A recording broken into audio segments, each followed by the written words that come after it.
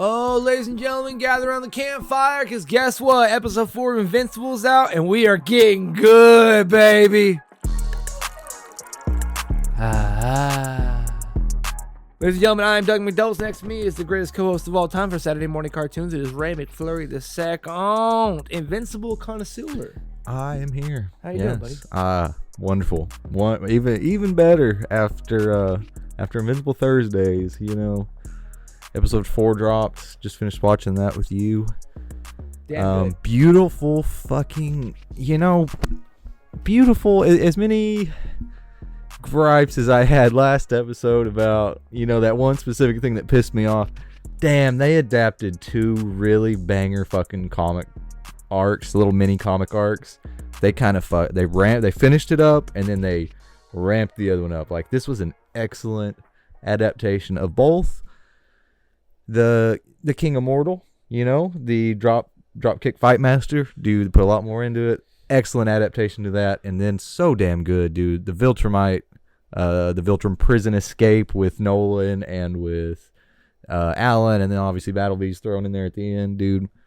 Excellent fucking adaptation, dude. I have almost nothing bad to say. Like, it was so good. So fucking good. I was so impressed. I thought it was going to be I thought it was a boring episode at first.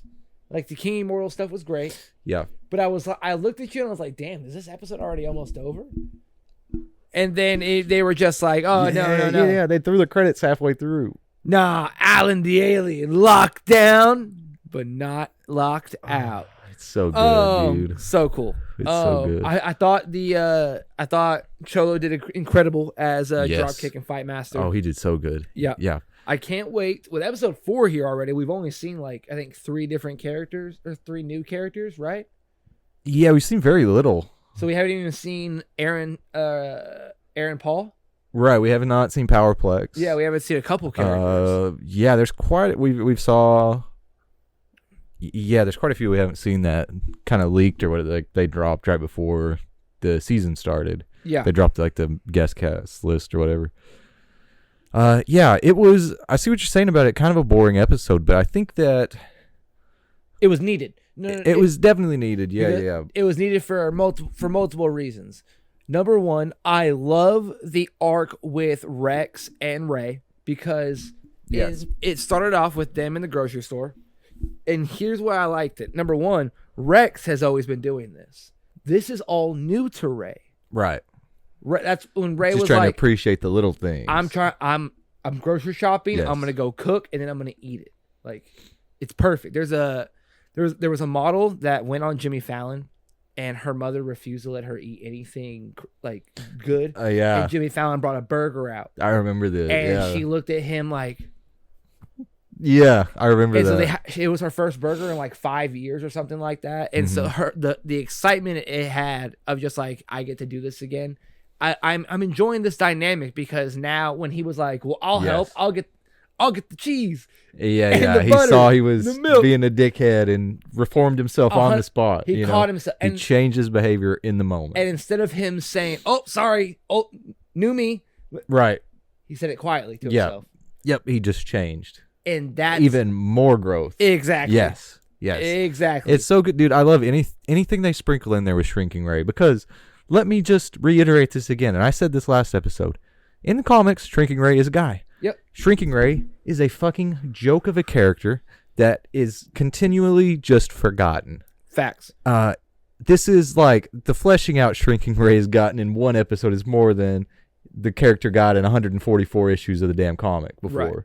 So, dude, I just love, yes, you need to show Rex's growth more, and you can do that so much better in a 45-minute length episode than, however many pages of a comic book once a month. So I love not only progressing Rex's character so much, but also making Ray an actual fucking character, in the meantime. Like, it's such a good, I don't know, so good. And one of the best, here's the thing. You and I do not give a flying fuck about in any gender or race swapped roles. Ever. You and I don't give a flying fuck. Except for Taskmaster. Fuck you. The character just sucked in Black Widow, but the movie was bad. The actress wasn't bad, but shame on you. Every other iteration has been great. Shrinking Ray, hands down, not only the best gender swapped. Yeah. But I don't even care to know the comic version. That's how, like, invested I am in her character. If I remember right, the comic version, like, probably, maybe, I don't even know if, like, he was around long enough to fight the Lizard League, because I definitely don't think he had that badass moment fighting the Lizard League in the comics. I want to say, like, the joke was he showed up after Rex did the crazy shit, and he said, oh, it's already over, or something. Like, that was kind of the joke with his character a lot, was he would show up right when everything wrapped up. He never quite got to fight. Okay. Or, like, Robot would take everybody down, like, with his computer shit, and then everything would deactivate, and he wouldn't quite get to fight. Like, that was kind of the character in the comics, at least. Yeah, so one of my biggest gripes from episode 3, I did, like, a 9-minute rant on it. You know, he's struggling with his humanity, and this was your time to really show up. But I guess, you know, maybe the show character just isn't quite there yet, and we're getting little bits and pieces of it. Because, like, yeah, he didn't go willingly, but also, once he kills him, you know, Dropkick and Fight Master, they're like, I know you don't feel good about this, but you don't know what you've done. Like, you freed the Earth. Thank you. And he's like, please don't thank me for that. Don't thank me for doing that. Yeah. Like, that shows he's still struggling with, you know, with certain aspects. Like, he didn't want to go, and then once he got there and had to do the thing, he didn't feel good about it. You know, like, he's just in a lose situation, no matter what. That's what he feels right now. Like, that's Blue Suit Mark. It's his symbiote era or whatever. Like, the symbiote suit, the black suit. Yeah, that's what this is. And I loved that piece of it because he went willingly in the comics. Like, that was a huge fucking change for the show. Like, fantastic. Well, first of all, you expressed, God, Immortal sucks. God. And then for one full week, 7 days straight, I went on TikTok and I saw so many edits of, like, the moment where Mark's choking Cecil, and they just post a meme, and it's like, Immortal's like, hey, put him down. Immortal says quietly under his breath where Mark can't hear him, you know? Like, yeah, like, so you expressed hatred, and then the internet completely shit on him. And so then I said, I think there'll be an Immortal that you might like show up real soon. And here we get King Immortal, right? So I don't know what he goes by in the future, but he's the King of Earth. Yes. He's the King of Earth. What did you think about King Immortal? I enjoyed this character more than the other versions. I think nobody in Invincible will have more of a character arc than Immortal. Yeah. Because let me tell you why. Yeah. If you'll remember, Immortal was Abraham Lincoln. Yes. What did Abe Lincoln do? And he was a Viking. He freed the slaves, man. Facts. What did King Immortal do? He enslaved the Earth, dude. No one in Invincible will have more of an arc from left to right, from 1 to 100 than Immortal. Oh, my God. He freed the slaves and enslaved them right back a couple hundred years later, dude. Like, I thought that was so damn funny. Oh, my God. No one has more of an arc, dude. Like, no one. Yeah, it killed me, though. Another thing that killed me, too, because a lot of the reason, like, people hate Immortal so much is he's such a fucking simp for Kate. Yes. Like, he is such a douchebag for Kate right now. And Kate, obviously, like, didn't back up Invincible when Cecil was, you know, trying to kill him or whatever. Which also, don't know if you saw him today. Invincible tried to punch his way into the Pentagon. Yes. Cecil had not a dead man switch this time. He had a clicky switch. So if his hand got blown up, it wouldn't fucking stay going off. Yeah. Like, he changed the switch type. Yeah. That was a little thing I noticed. Yeah. But back to the Immortal, I think it was so funny that he had no idea who Kate was. Because, like, again, it is such a small fraction of his life, but, like, that's a huge part of Invincible's life right now. And he was like, was it Kate? Did that make you snap? Was that your Lois Lane? Is this your Injustice moment? And he's like, who the fuck are you talking about? You piece of shit. You were the Emperor. You left me with your And he started, and then he just tells you the end of the comics. I've had hundreds of wives. Yeah. Are First you of all, sick again? right. What are you talking about, dude? You're the emperor. What are you talking about? And he's just trying to tell you the I thought end they of the found fucking show. I thought they found a cure and this, that, and you're like, wait, what, what, huh? Oh, dude. Yeah, you brought this up earlier before we started filming. Yeah. You were like, yeah, fucking issue 44, he spoils everything. So then when you go back after 110 issues, you're like, these motherfuckers knew everything from the beginning. Dude, that's the thing. You're reading it for the first time. You're watching it for the first time. That's just a crazy dude whose brain is scrambled, rambling. But once you hit 144 and you read Invincible for the second time and you get back to that bit, and you read those text bubbles on what exactly he said, you say, son of a bitch. This is the same Earth, dude. Like, this is the same timeline. Oh, shit. Oh, fuck. Yeah. So, yeah, I just thought that was funny. You brought something up on our errand today. I brought it up and you would fill me in. I thought when they brought him to the future that it was going to be the mark with all of the Eves.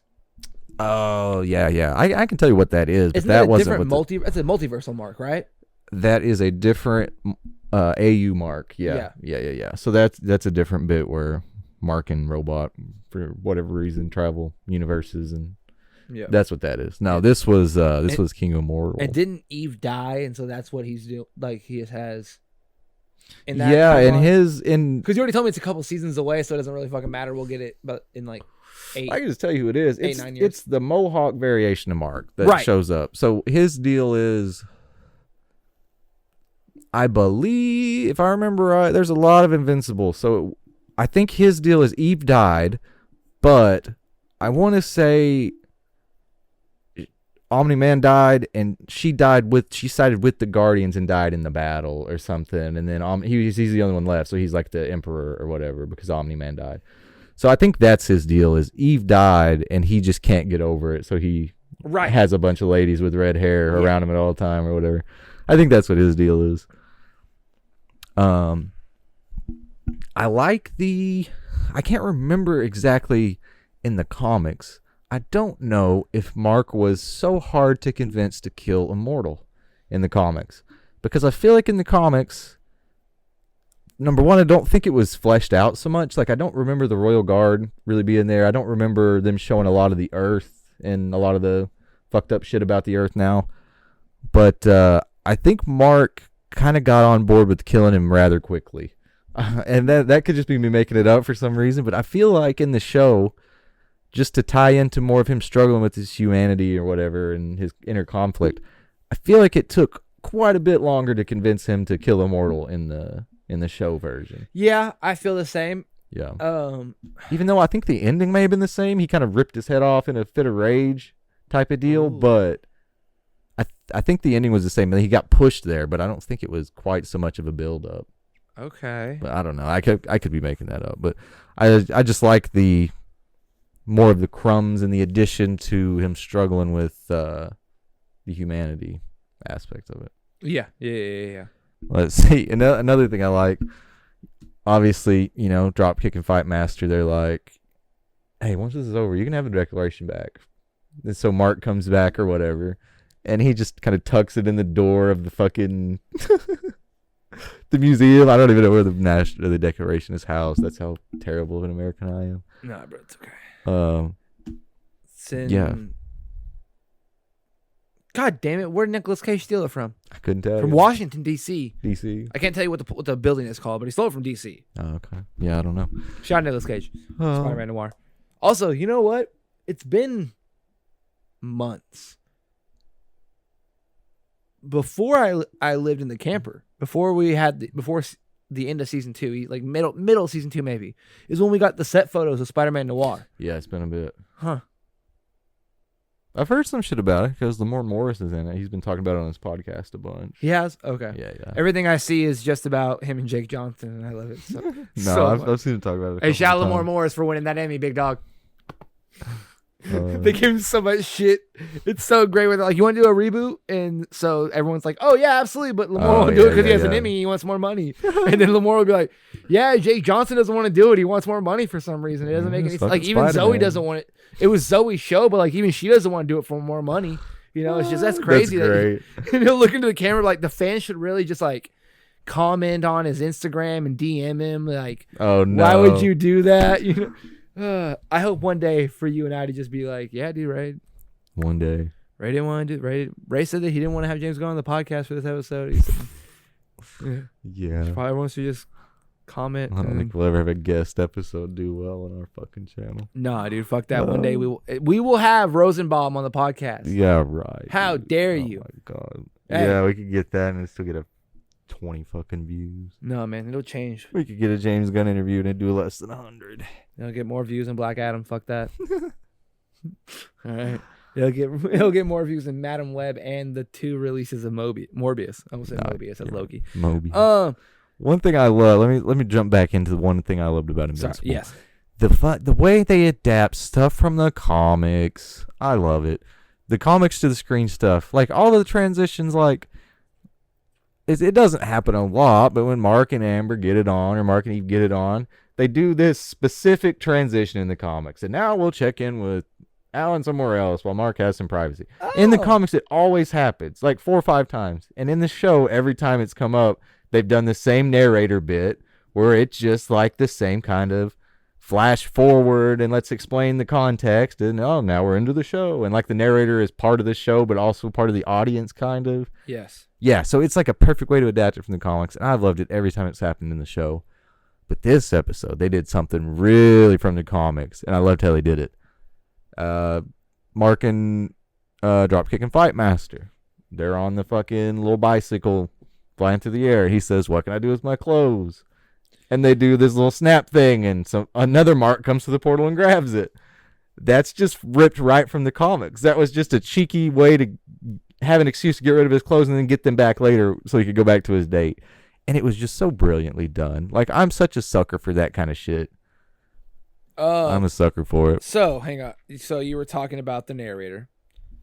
When I heard his voice, I was like, "Is that Tenacious D? Is that Tank? You know, he is the club promoter in Tenacious D. He is a comedian. Paul F. Tompkins. He has been in Bob's Burgers, Tangled, Jack Frost, Love Virtually. Those are just the movies. TV shows. Mr. Show with Bob and David. The Neighborhood List. BoJack Horseman. No, You Shut Up. That ran for 4 seasons. That was his own TV show. Tenacious D, the TV show, The Best Week Ever. Man. American Dad. Thunderman's Community. He was in Community for a couple episodes. He was in the new Spider-Man series, Jellystone, the new DuckTales, Brockmire, fucking Centaur World, Rutherford Falls, Star Wars Resistance. Paul Rutherford has one of the best narration voices, and the fact that he got to do Invincible, when I heard it, I went, it was like Sterling K. Brown, fucking. Yeah. It was just like, is that fucking my dude? Hey, good so shit, good, bro. Dude. Another bit that I like, obviously by the end of the episode, Nolan drops the bombshell.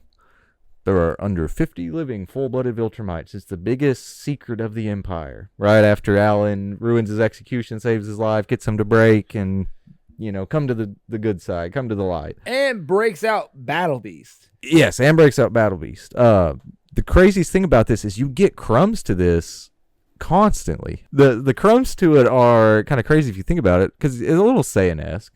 A lot, you would think that with their backstory, Culling the Weak, they're like, we are superior, everybody else is inferior. Why the hell did they have a different species working on their ship trying to execute Alan? You would think they wouldn't have to have some executioners come from far away to this ship. It would be fully manned by Viltrumites. So they've had some crumbs in there since, like, Alan was taken prisoner. Like, if you really pay attention, there's shit like that to kind of breadcrumb you along into Nolan's big reveal that there are less than 50 Viltrumites left in the entire universe. Pure-blooded. But with the Viltrumites, that's it. Yeah. Because they mentioned that, illegal breeding. He produced half-breed offspring twice. Yep. That doesn't happen. They literally, they will be executed. Those families are found and killed. Like, there were 50 Viltrumites, and then there is Mark and Oliver and Nolan and Thaddeus, the leader of the coalition. Those are all of the Viltrumites in the world. You know, so it's just a crazy ass reveal. It's so crazy. Dan, so we've seen essentially almost a full quarter of them so far. Yeah, we really have. Yeah, we saw Anissa, we saw Knife Hair Bitch, we saw Luke and the black guy, we saw the redheaded dude, the 2 executioners who were nameless. Thrag, not Thrag. We've heard Conquest. Conquest and Thrag. That's what it was. Thrag's coming up. There's General Krieg. Oh, General Krieg was on the Bug Planet. That's the one that told Mark to show up. That was yeah. Okay, that's who it was. Yeah. General Krieg. Yeah. So that's 10. We know of 10 Viltrumites. Yeah. We know a good portion of them already. Like we've seen a good portion of them die. 11. Already. I didn't add old boy that helped Alan. I didn't add him on the list. That's 11. Oh, Thaddeus. Yeah. I didn't add him. So that's 11. Yeah. Damn. Yeah. So it is a big deal. Like the story gets crazy. This is the pivotal. I know I say it about everything. This is the turning point. This is the jump start. This is the turning point. No, Nolan joining the coalition, joining with Alan. This is the turning point. Like we saw how crazy it gets when Alan fights Viltrumites. They punched their fucking fists together and smashed his head in, dude. This is the beginning. He freed Battle Beast. I want more. They are worthy of killing me. Dude, he is insane. When he grabbed him again? Yes. Dude, great. Yes. He can't breathe in space, dude. Like, I don't think he can breathe in space, but he was more desperate to kill that Viltrumite than breathe. Now, my question is, in season 2, Mark was talking about Nolan's books. Yes.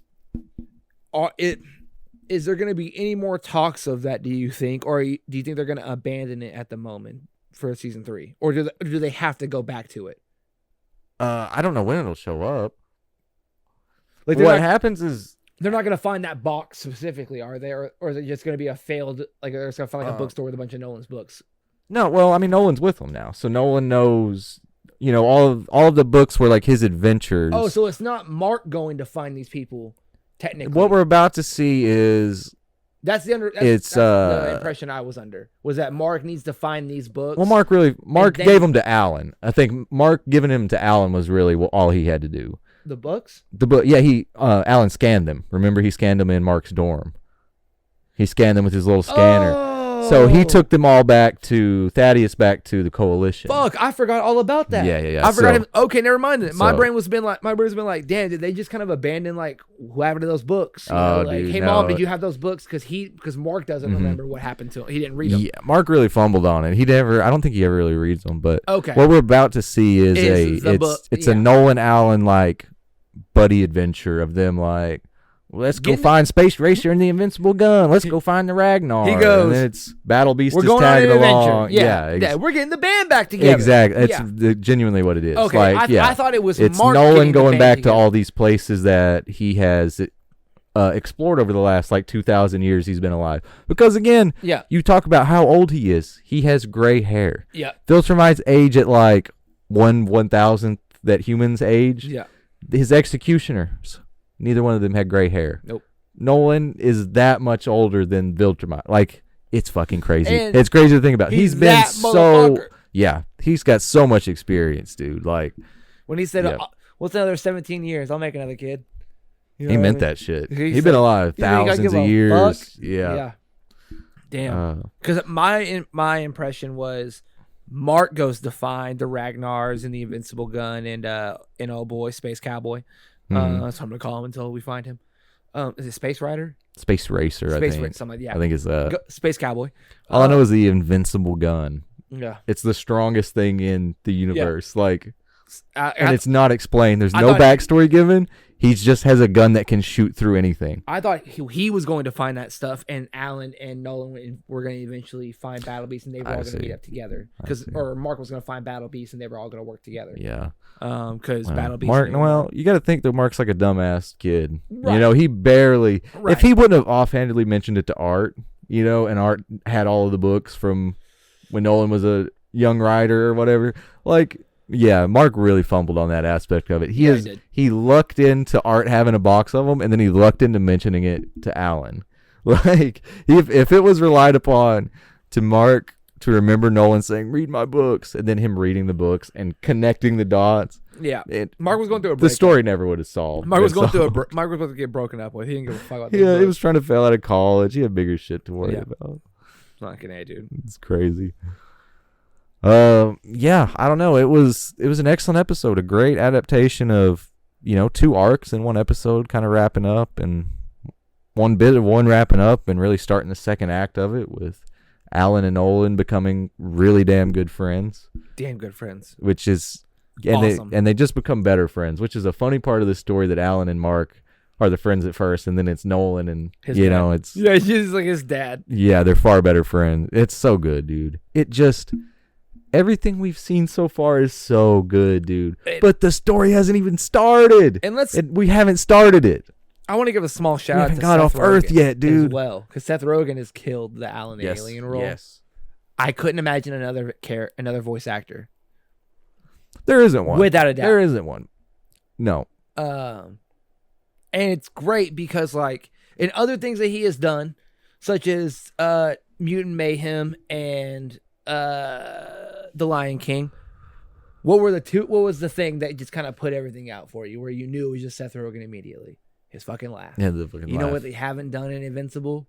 The Seth Rogen laugh. Yeah. They've allowed Seth Rogen to be an actual voice actor and do his thing without it being like, hey, man, do it. Well, the thing is, I feel like that's kind of been his thing, though. Hasn't he said a lot, like, I'm not a voice actor. I just speak in my voice whenever they hire me. No, you're absolutely right. But this is the one time where it's not very, very clearly, like, hey, Seth Rogen. Hey, what's going on? Yeah. He put a little mustard on it. He definitely tried something different. Yes, he, especially from, like, the last couple of things he's done, like American Pickle, like his period pieces that he's been doing lately has just been so. Oh, American Pickle, that was a good one. So beautifully done, yeah. Like him being able to act even in a different accent, it was satire and shit like that, but him still being able to do it was impressive. I agree. So for him to just hold back doing the laugh, if this was 4 years ago, Alan would be laughing every episode. Yeah.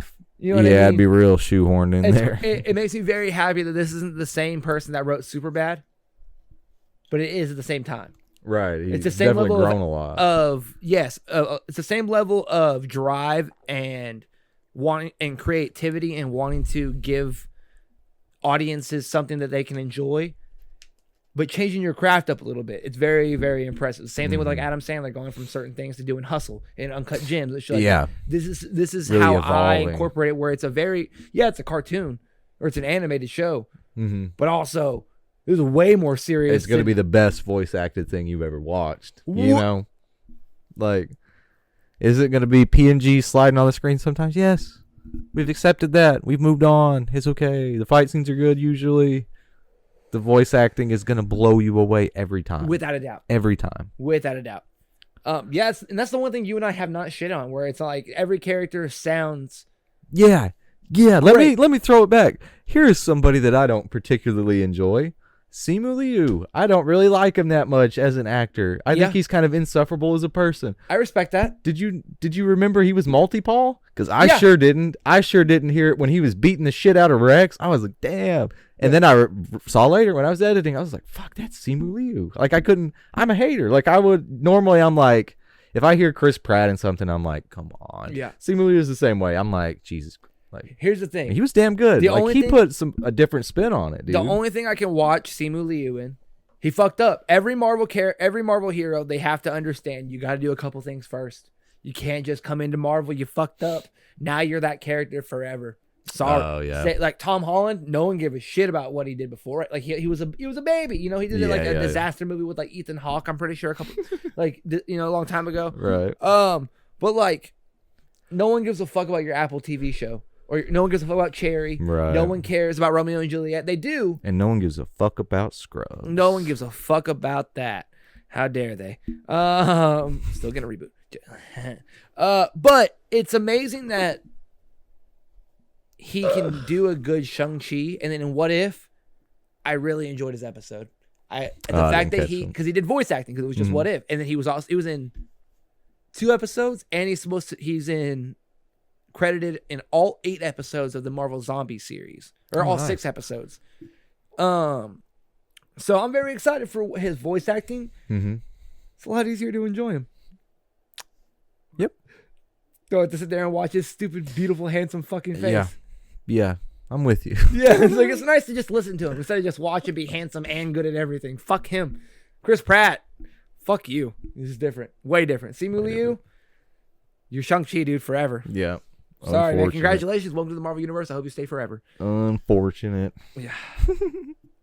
Yeah. So episode 4 was good. Can't wait for episode 5.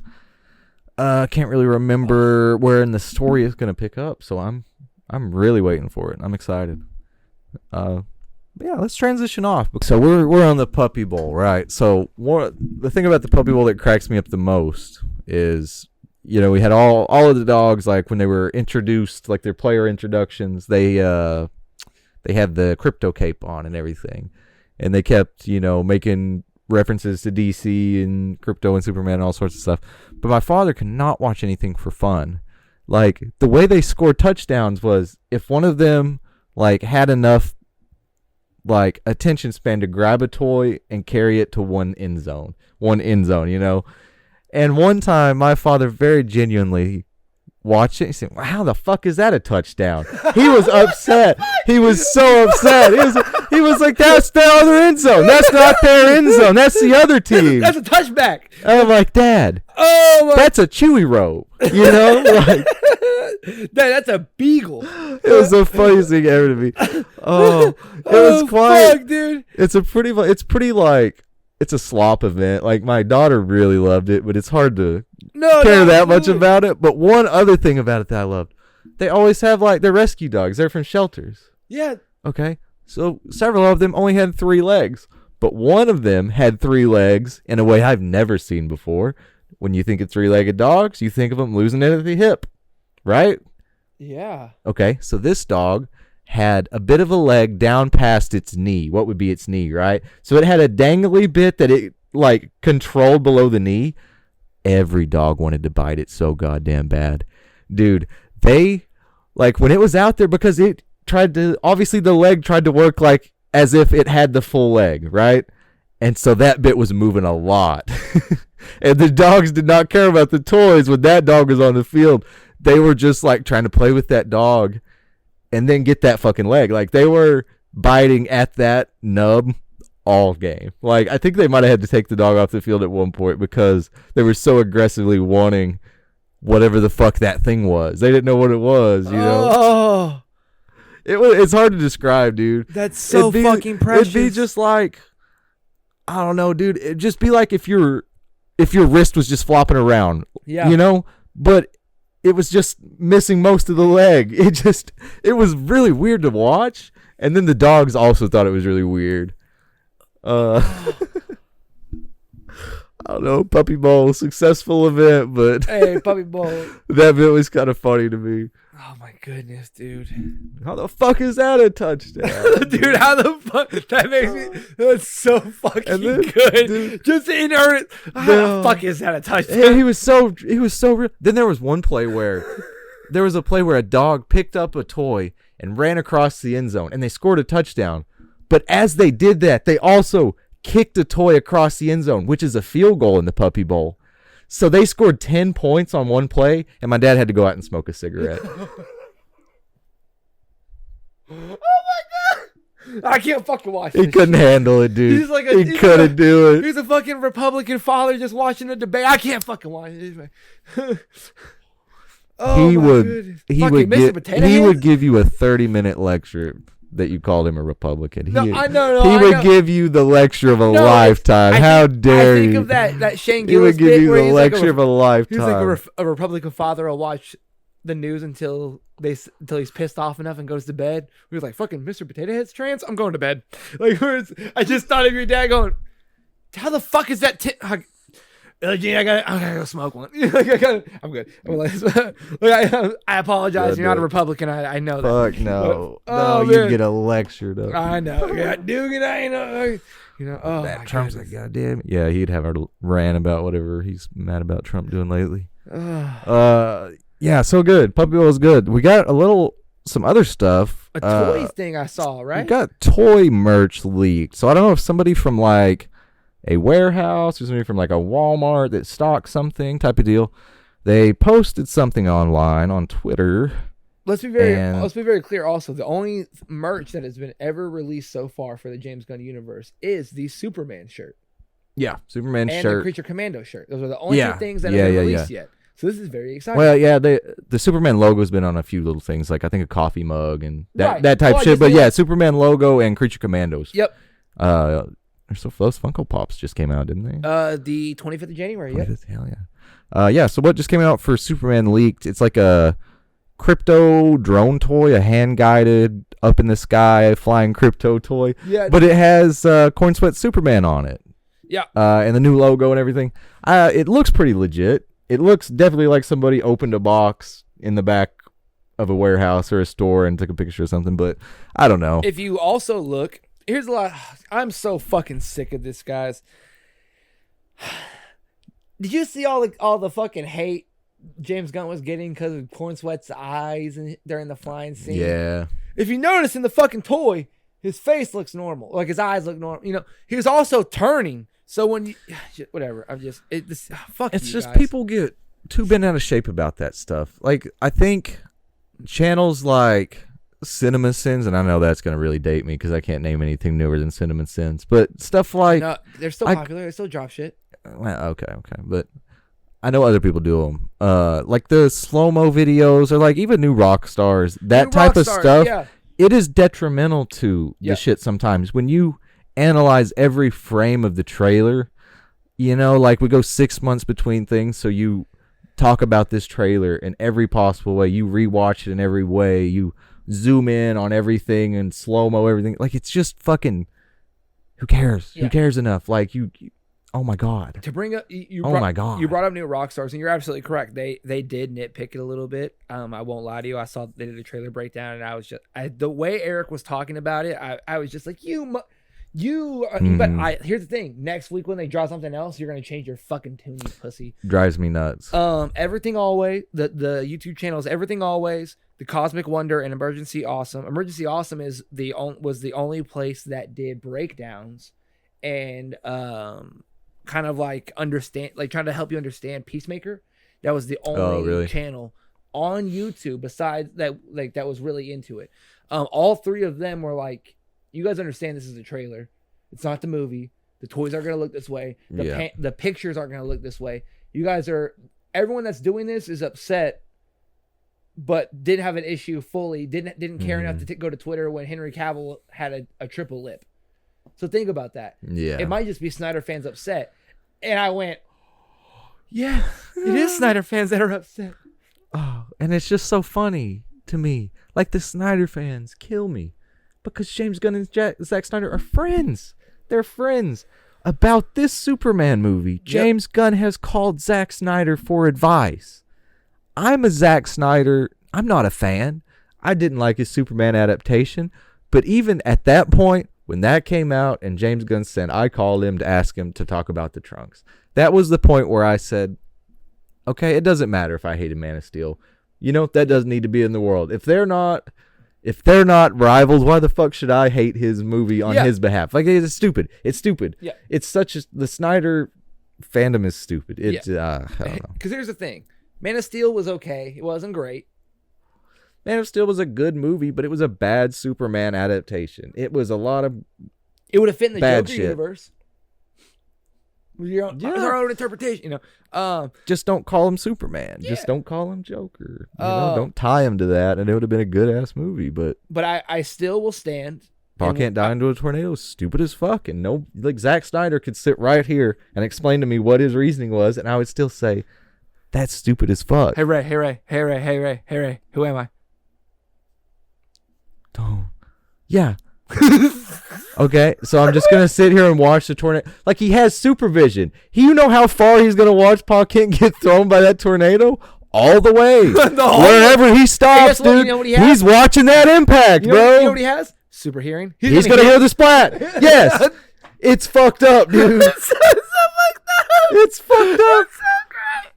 Like, that's not a quick moment for Clark, dude. And here's the thing. Which I don't know. I don't even know where his hope- powers are in that part of the movie. Maybe he doesn't have that No, shit. as a But kid, he stops a fucking bus. Okay. Does he have the super hearing and shit at that point already? Okay. Then that's fucked up. I really hope the hell? in this James Gunn, it's something like medical that he cannot fix.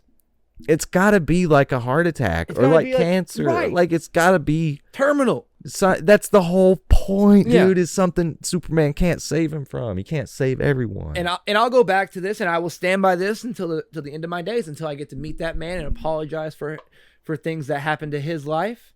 And I will offer my condolences, and I will say thank you for making this movie. However, the Snyder Cut was amazing. If anyone has a fucking issue with it, kiss my ass. And they didn't even put a Green Lantern in it, and I'm fine with it. They didn't, so I'm fine with it. So I didn't even have to embarrass myself by watching that and take place in it. I'm fine with it. Army of Darkness, I think is what it was called. That zombie film with Batista. Fucking great.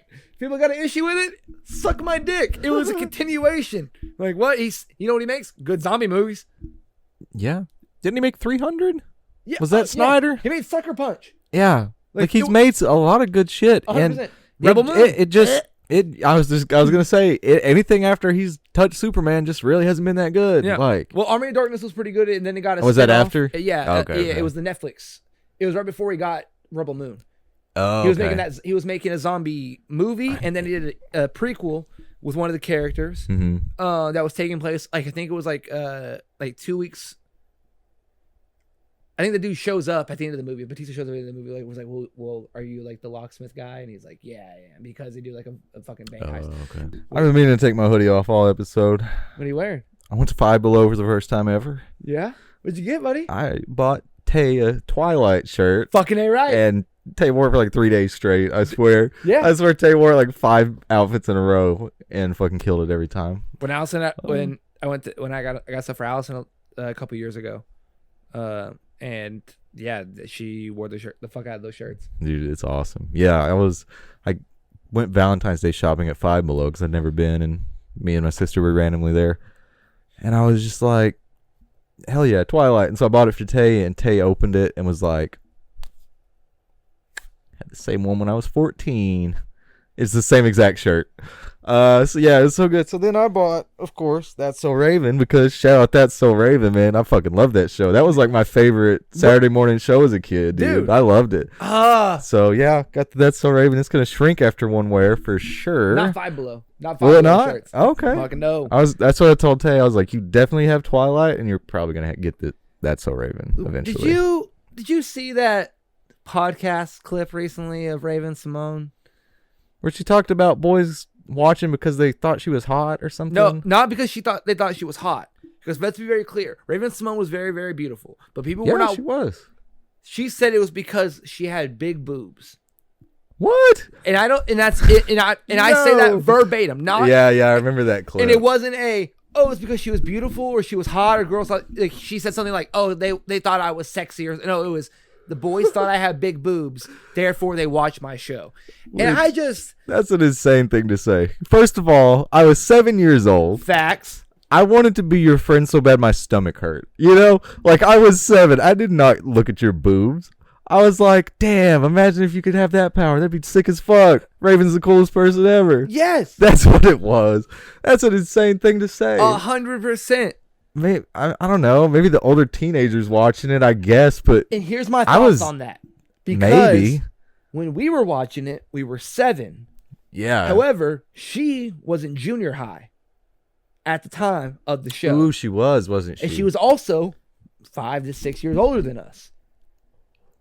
That's a good point. Yeah. Because all child actors are a little fucking older. Yeah. That's true. You know what I mean? So that could be the only way I could think of like her logic. Because let's be very clear, you were very, very gorgeous. That is not the point. It was not because you had big boobs. It was because you were a comedic fucking powerhouse. You were a household name. You were one of the most successful black TV shows and successful sitcom families. Yeah, you had the coolest friend group ever. Your dad was the dopest dad. Your dad was so fucking You had a sick. cool ass little brother who was always up to some shit. It was great, dude. It was very real. It was great. I had a much bigger crush on the mom than I did Raven. Sorry. Like I had a crush on Chelsea way more than I had a crush on Raven. I thought the mom was gorgeous. I thought Here's Chelsea the thing. was gorgeous, I didn't think I was watching that way. Kim Possible for my crushes. I wasn't tuning into like Ned's Declassified or That's So Raven or Sweet Life. Even though Sweet Life, like, yeah, of course, they were Ashley Tisdale. Ashley Tisdale. And London Tipton. Yeah. Of course, they were hot. They were good looking. Yeah, but I was still like 7, and I was like, they're cool. But I would be too awkward to talk to them. I want to be friends with the twins. Like bad my stomach hurts. And here's the thing. Let's be very real. I wanted to be friends with Irvin. With who? Irvin. Which one's Irvin? The maintenance guy. With the glasses? Yeah. Oh, yeah. How cool to just do inventions with him all day. Dude, he'd be so dope. Yeah. So they were at a certain age where they were filming. That's where their minds were because they were also going through puberty at a different time because they were older than us. Because they were child actors. Yeah. We were just going to regular school. It's hard for me to imagine when they say some shit it's like a whole that. other mindset than we had because they were thrown into the world and experienced a lot darker things than we did and anticipated. So that was my logic on it. It's sad to hear her have that like recall of how things were back then because like, definitely for our age, which I guess may have been a little young for what it was, for what the demographic was, because we were Y7 probably watching, 12-year-old junior high age demographic stuff. So I don't know, like, I guess it's valid opinion, but again, like, not for everyone, so definitely don't look back on it with that much like you said this badness. You just said this and it proves the point where it's like we weren't watching Ned's Declassified like and being like, oh, those are our we were just watching Ned's Declassified, we were watching the janitor and watching Ned and Cookie and right, and it's like Coconut Head and dude spinning the basketball. We were watching Ned's Declassified and then Ned's Declassified, everyone after filming the set was fucking each other, and then they were like, we were sexual. No, doing blow, and you're like, what do you mean you were passed around? That's not. We were like the prequel to Euphoria. What are you talking about? Yeah. Yeah. No, it sucks to see her have that fucking experience with it these years later, but definitely wasn't my experience. So that's why I bought the shirt. It's been a damn right. It's been a cool $5.55 on. Yeah, dude, it's a fucking good ass shirt. It's a good ass show. Great. That was great. Since we're off topic, let's stay off. Corey in the House, pretty solid. I never watched a single episode. It was all right. Pretty good. I don't do spinoffs. If Kyle Massey didn't start smoking weed and go to get a DUI, they would have done a couple more seasons. That's why they canceled the series. Oh, is it really? Yeah, that's literally he was him. smoking weed and was caught driving while underage and was drinking. Shame on him for smoking weed in America. Now let's keep it off topic since we're talking about our week and different shit. We have talked about Hartford a lot on the podcast, had guests on a lot. You may have come up a time or two. One of our favorite teachers and mentors or what have you from school passed away recently. R.I.P. Mr. Douglas. Yes. Went to his funeral recently, and I just had a wild experience that I need to talk about. Okay. First of all, about 8 people went to that I knew that sent me a picture. And Mr. Douglas was in charge of disciplinary. Yeah, if you know one thing about Mr. Douglas, he loved paddling the bottom. Yep. He loved it. Yep. Took pride in it. Yep. And this was back in the day. He kept that paddle in his classroom. Yeah. He kept one in his closet, and he kept one in the front drawer of his desk. Yep. Where a normal teacher would keep pencils. He kept that paddle. Yep. Daniel Wilson, that's his name. Yep. Got one broke on him. He needed it, bro. Yep. But Mr. Douglas was the smoothest motherfucker in the world. So I got a bunch of pictures of a paddle. And everyone signed after you got paddled. Yep. And then you see the dogs, dude. You see Adam. Shout out to my dog Adam. I know you don't fuck with me, but hey, I don't give a fuck. I still love you to death. Saw my dog Adam. Yep. Saw so-and-so. Saw so-and-so. Saw old Chad D. Oh, dude. I saw Adam, Chad, and then right there, little Dakota dude. No, there wasn't nothing little about it, bro. You signed it in letters that fucking big across right, I did. And then I had a couple of lines next to it. Because if you get a line, that's another time you come in. Bro, funniest thing I saw on that paddle was Colby Britcher ×3, and then Joey Masters with tally marks, 7 tally marks. Yep, I had 4. It killed me, bro. I was standing in line with Chad, and me and him and Dad were chatting, and the McKnight brothers were up ahead of us by like 6 or 8 people. And they were looking at the paddles, and they hold it up, and they said, "Hey, Chad, it's you." It's Chad. Oh, dude. Got up there, and your damn name was on there, too. I could not believe it. And I will tell you one of the reasons why. Yeah, let's hear it. One of the reasons we were smoking the ganja, about to go to Eureka Springs. All right. In the locker room. In the locker room? Locker room. Wow. All the showers were on. I bet that helped. So it was just smoky. Just steamy. No smell at all, I bet. Mr. Douglas and McKnight came in, and it was just me and Chad and Adam, fucking smoking a duper. Okay. Oh, no. We had all of our bags packed, all of our stuff ready for the game. Reek the weed. We didn't go, fuck, we're like, fuck it, dude. Like, I'm not playing, Yeah, why would you care? I'm a junior. Fucking Garrett and all that, they're playing. You know what I mean? Tommy and all them, they're playing Eureka Springs. Dougie and Matt are not playing. So they come in. What the fuck are y'all doing? Now, boys, I've seen a lot of things at this school. Why are the showers on? So it would be steamy in here, sir? Why? And and at that moment, we didn't have a reason. Yeah, why? We were aggressively sweating while smoking a blunt. Oh. A backwood, no less. You're a fucking duber, dude. Bit bigger than my thumb. Like, fuck it's yeah. a 4-hour drive. We gotta play basketball. We're in a bus. We gotta stop and get some food later. We got $10 per diem. We gotta get some McDonald's. Hell yeah. We're playing the whole drive. I'm sitting next to Matt, Chad and Adam are sitting together. We planned it. He said, "All right, so you boys need to be suspended for a week and be kicked off the team. Come in here and get some swats." And we all looked at each other and we're like, "Well, sir," and McKnight goes, "You're getting SWAT." Oh my and God. You cut this off immediately before we could even give a smart ass answer. I bet he just wanted to punch you in the face. Oh my God, he hated me as a junior. I was a piece of shit. He should have hit me. I believe it. And so we got in there, and McKnight left, and he came in there, and he went,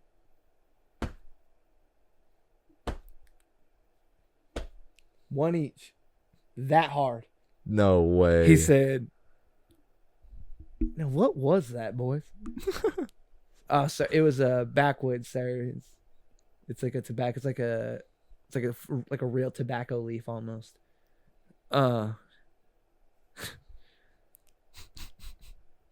You boys are insane. Get on out of here. Good luck tonight. Go on the bus. And we all sat down and we had to pretend like. Yeah, you had to really be broken up about it. Halfway through, we all stop and look at each other and we're like, "Can we just survive death right now?" Mr. Douglas will always be a household name. There will always be stories told. I couldn't tell you how many screenshots I have of people from Snapchat taking pictures on their story of like, "Look at this smooth motherfucker at this gas station in Van Buren." And it's a motherfucker in an all black alligator with a fedora with chains and rings. With that big ass gold watch and that fucking Cuban link. Oh my goodness. Cuban link necklace. Yeah, Mr. D was the best, dude. He's a fashionable motherfucker. Damn right. The theory was he was either a retired football star when they wore leather helmets. Which, let's be clear, he was a football star. And he was a football star. He played college, right? He played college. He played college ball. Or he was in the witness protection program because he was in the mafia and was a rat. And we didn't like to think about that because we didn't want to think of Mr. D as a rat. Because he wasn't. He wasn't a rat. No. He was. The funeral was awesome, dude. It was cool to see, like, first of all, we knew him as Mr. D. He was Charlie Ray to everybody there because it's people from his childhood, people he grew up with. But there was this one instance where it was a real celebration. Mr. Douglas was a guy that everybody had a story about. So they let everybody have story time, after the preachers were done with doing their thing. A couple people go. Then this one old man goes up there. Mr. D, he was in his mid-70s, late 70s, so he was an old man. This man was just as old, right? So he walks up to the freaking stage, and he just goes, "Brother Bill, this was an awesome service, and I loved hearing all these stories about Charlie Ray, and it was just an awesome time. And then he says something like, and I'm sorry to have to do this, and me and Charlie Ray always loved each other. And then he walked off the stage. I'm pretty sure he just left the funeral, like, as a whole. Loved each other? I think I got to witness, and Brad was there. Brad and his wife. Brad, fan favorite of the podcast. Yep. They confirmed. Like, they got the vibe. I think we saw a public deathbed love declaration. Which, like... You only hear about or see on Yeah, movies. I never thought I'd get to be a part of that. Which... It's like walking a dog on a hind legs. Holy fuck, dude. It was so crazy. I don't know. Then I asked Dad about it later, and you could beat Dad over the head with the narrative, and he still wouldn't fucking understand it or see it or see what you're trying to say. So, he didn't believe it. But Brad and Brad's wife also saw it, and Gut was there, Aaron was there, Chad. If we ask any of them, I think a lot of them would say, like, that was weird. Like, that, I forgot about I think, that. Yeah, no one said anything, but R.I.P. Mr. Douglas. Thought that was funny as hell, but. Hey, man, he was an absolute legend. He always gave, if you asked him for $1 for a soda, he gave you $1 for a soda. And here's the thing. If you asked him for $1, chances are he didn't have $1. He had to break a 20. Sometimes motherfucker had to go into the secretary office and fucking break 100. Yep. Because that motherfucker walked with a bank roll. Yeah, dude. I'll never fucking forget it, man. I asked him for a soda one day. Oh, yeah, I think so, dude. Give me 1 second. Pulled out his little money clip. Only hundreds. He goes, 1 second. Pulled out his wallet. Said 20s in it. I went, oh. Damn, you carried a wallet. Yeah, here you go. You're hitting me a $5 bill out of a sock. Oh, and I my went, God. What the fuck? That was Mr. D, man. And my dad told me something when I was a junior. And it kind of stuck with me. And Mr. Douglas don't do that for a reason. He believes in you. He likes you. Yep. And it kind of stuck with me. So when I graduated, I gave him $162. That's how many sodas he gave me from junior year to senior year. Damn. And he looked at me and he goes, all righty. You need money for a soda? I said, I'll take $1. And he goes, all right. And then gave me the full $162 back. Jesus Christ. He said, yeah, they pay me that at all. He says, back, here you go. That's the type of motherfucker Mr. Douglas was. Yep. He was a good man. He was. He was good at making you feel like you were his favorite student he's ever had. Absolutely. Like, I don't know how many times, like, throughout the years, especially after graduation, where, like, 4, 5, 6 separate friends have been like, don't tell anybody, but Mr. Douglas bought my class ring, or Mr. Douglas, every year he paid for my tux for prom, or Mr. Douglas bought my Letterman jacket, or like, dude, 5, 6 different people, like, and he was always doing that shit, like, and he would never give me a $100 bill for my senior trip. I bought two pairs of Vans. Damn. Look at snazzy. Hell yes, yeah. sir. I wore the maroon ones up to my feet, to my grad. I said, Mr. Douglas, these are the ones I got for graduation. He goes, look at snazzy. Fuck yeah. Mr. Douglas, man. Oh, he was the best, man. Gosh, he was the best. Well, since we're talking about former teachers, we just got back from Let's go back from a funeral. Unfortunately, John's mother passed away. Fan legend, fan myth. Yeah, we've talked about him many. Talked about him a lot. The sole reason the podcast is on Spotify. Yeah, but I don't think he's still caught up, so I haven't posted in a while there. But yeah, I love John, love him to death. Unfortunately, his mom passed away recently. She was taught at the school we graduated from for 30 fucking years. Yep. Special ed teacher. Yeah. Yeah, impacted a lot of lives through the years, man. That is a thankless job to be a special education teacher. Yep. And if everybody that we've talked to about Miss Wilson, it was, what she loved? Taking care of kids. Yeah. Making sure that her babies were taken care of, but also making sure that other people's babies were taken care of. Yeah, Monday through Friday, bro. She was taking care of kids at school, and then weekend it was church at the nursery. Weekend it was nursery, dude. She was a hell of a lady. I have a story about her. I want to tell, and then we can get back on the topics. But so my sophomore year, 10th grade, we had homecoming, obviously. And if you're from the South, homecoming is a big fucking deal, and it's basketball homecoming. So no one told me. No one specifically told me the fucking boys play first on homecoming night because they don't force the girls to go in there and get dressed real quick and have to get all the bobby pins out of their hair and get on the court. Didn't know the boys played first. Never been to homecoming in my life. Okay? Wasn't popular, didn't care. I went home. I was a homebody. So I show up to the game and I walk through the door and John's mom, she's running the gate. She's taking money. Man, she's laughing at a joke that I don't know the punchline to yet. And she thinks something's real funny. She's got a shit-eating grin on her face. Shit-eating grin, bro. And so I walk to the double doors and I look in the gym and my teammate Bryce Gentry's inbounding the ball, man. It's mid-first quarter. There's about a minute left in the first quarter. And I just turn on my heel and I leave. I wasn't in the building 15 seconds. And in that time, her smile grew like 7 times. She was laughing so much fucking harder. Like, oh, it was so funny. And so I dipped, went back to the car, went home, texted coach I got sick on the way. Sorry. Just woke up to text you. Sorry it was late. He bought it, of course. He didn't care. I was a bench player. Yeah. And so the only people that ever knew that story was me and John's mom, Miss Wilson. So R.I.P., just thought it was a funny ass little story of. We Halo 4, it was the release, and John waited outside for the release of Halo 4, and he was coming to Matt's for the night. It was me, him, Matt, and Alfredo. All right, before Alfredo was crazy. We were so excited. I haven't done this like before. I've never been for a game release or anything. Like Matt might have, I know Alfredo didn't. Like, yeah, that's something I never got to do. That seems awesome. And John came back, and he was like, "Hey, my mom wanted to like make sure that we had a good night and we were taken care of." We're like, what? She goes to pizza or something? It's like from the gas station or something. Like, and he went, "Nah, man." And he came in with 4 bags of McDonald's. 3 boxes each of 20-piece McNuggets. Oh my god! Over 200 nuggets is what we had. That's sauces, insane. everything. 4 bags of Doritos, 2 Cool Ranch, 2 regular.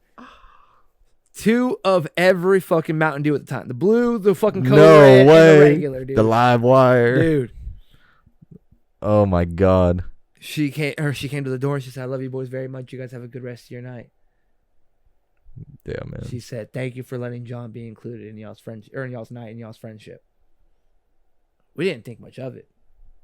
But John's like first like real like sleepover. Oh, Go stay with the dogs. Yeah. That wasn't family, you know what I mean? Wasn't a cousin or something like that. And we played all night. Yeah. We ate till we couldn't, and we ate some more. And John woke up, and we all went with him, and we went to the Little League game because he had a ref the next morning. Yeah. And that's that day was the day I started running the shot clock with Rachel. Hell yeah, dude. That day. I don't remember why. Someone wasn't there. I think Cherokee had to run the concession stand that day. Oh yeah. But yeah, I'll never forget it. That was great, man. Yeah, she loved me for that because, yeah, John was an awkward, loved John to death, but he was a chubby, awkward little dude when he was, 6th, 7th grade. And so Dad went out of the way to invite John to work for him in Little League, running the gate, sweeping the floor, doing concessions. And, through the years, it turned into, by the end of it, I was the head ref and John was reffing with me. And we'd ref 7 games and we'd take our shirt off and then we would play an hour and a half of one-on-one of the sweatiest. John would be chucking threes by the end and I'd back him into the post and get my 2, my layup because that's all the energy I had left in the world. But yeah, dude, we did that for like 4 years. And yeah, I always loved Miss Wilson. And I think she always had a soft spot for me because of all the Little League shit me and John used to do. But yeah. Shout out Miss Wilson. I know it's a fucking downer bit of the podcast, right in the middle of DC topics, but no, man, I don't think we should. Shout out our teachers, man. I don't think we should end it with topics. I think we should end with this. End with this. Camera's flashing. We can talk. I think it's more appropriate. You know what I mean? I think I think this episode should end with them. They were monumental in our lives. She was very sweet to me because Adam was dating Heather and John would date Ashlyn. So like, and they were partying back then. Like they're not like party. They would just drink when they were younger. You know what I mean? And I was never there for that. Like I always just wanted to go play video games. And Matt and I might go smoke a bowl in the back, but we never asked John to smoke. Alfredo never smoked. You know, people didn't smoke when it was just me and Matt usually. And I never made John, whenever like pressured him, and she knew that about me. And she knew because of my last name I had a bad rap. Yeah. And she was very sweet on me for that. And I'll always remember that. She was one of the kindest women I've ever met in my entire life. I didn't know people could be so kind at some points. The lady. Yeah. Shout out to Mr. Douglas. Shout out to Miss Wilson. You guys were absolutely incredible. Ladies and gentlemen, I hope you enjoyed the rest of this podcast, because I know I have. I know Ray has. Tell someone you love them. Tell a family member that you love them. You never know what could be their last second, but please know that you'll always be cherished with them. I am Doug. He is Ray. The Saturday Morning Cartoons. We hope you guys enjoyed it. We'll see you next time.